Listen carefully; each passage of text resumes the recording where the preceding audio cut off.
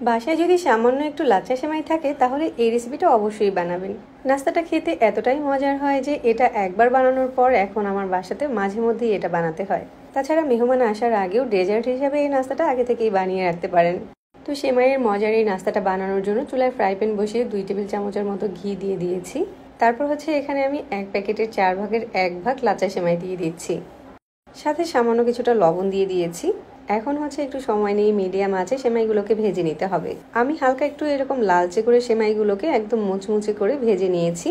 এখন এই সেমাইগুলোকে চুলা থেকে নামিয়ে রাখছি। অন্যদিকে আর একটা ফ্রাই প্যানে 4 টেবিল চামচের মতো চিনি দিয়ে দিয়েছি, আর সাথে 2 টেবিল চামচের মতো পানি অ্যাড করে দিয়েছি। এবার এই চিনিটাকে মিডিয়াম আঁচে জাল করে একটা ক্যারামেল বানিয়ে নিব। খেয়াল রাখতে হবে ক্যারামেলটা যাতে বেশি পুড়ে না যায়, তাহলে নাস্তাটা খেতে ভালো লাগবে না। ক্যারামেলটাকে আমি এরকম একটা কাচের বাটিতে দিয়ে সেট করে নিচ্ছি। এখানে কাচের বাটির পরিবর্তে যে কোনো হিট প্রুফ বাটি আপনারা ইউজ করতে পারবেন।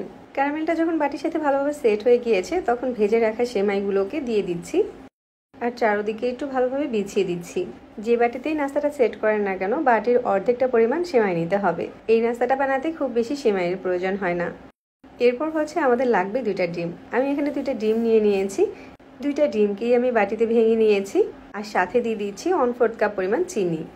এবার চিনির সাথে ডিমটাকে খুব ভালো করে মিশিয়ে নিতে হবে যতক্ষণ না পর্যন্ত চিনিটা ভালোভাবে গলে যাচ্ছে।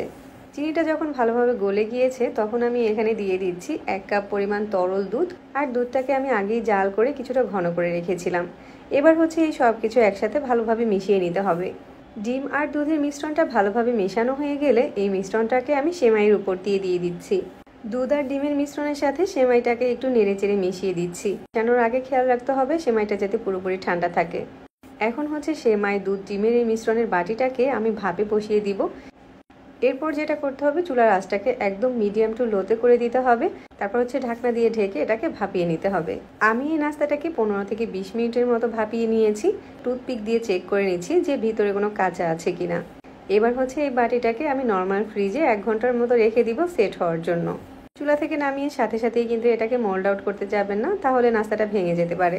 ফ্রিজে রেস্টে দেওয়ার পর বাটিটাকে আমি ফ্রিজ থেকে বের করে নিয়েছি, আর একটা ছুরির সাহায্যে চারো সাইডটা একটু আলগা করে দিচ্ছি। এখন এই নাস্তাটাকে আমি ডিমোল্ড করে নিয়েছি, আর মাশাআল্লাহ ডেজার্টটা দেখতে কিন্তু খুবই সুন্দর হয়েছে। এরকম একটা মজার ডেজার্ট আপনি স্পেশাল দিনের জন্য বানাতে পারেন, আর যাকে খাওয়াবেন সে আপনার একদম ফ্যান হয়ে যাবে।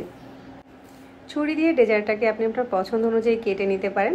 এই ডেজার্টটা কাউকে খাওয়ালে বুঝতেই পারবে না যেটা কী দিয়ে তৈরি, ভাববে যে দোকান থেকে কিনে আনা কোনো ডেজার্ট। আর ওই যে বললাম আমার বাসাতে এটা একবার তৈরি করার পর থেকে সবার এত বেশি পছন্দ হয়েছে যে এটা আমাকে মাঝে মধ্যেই বানাতে হয়। সহজে রেসিপিগুলো ভালো লাগলে আমাদের পেজ ফলো করতে পারেন, আর সেই সাথে চ্যানেল সাবস্ক্রাইব করে রাখতে পারেন আরও নতুন নতুন রেসিপি পেতে। সবাই অনেক বেশি ভালো থাকবেন। আল্লাহ হাফেজ।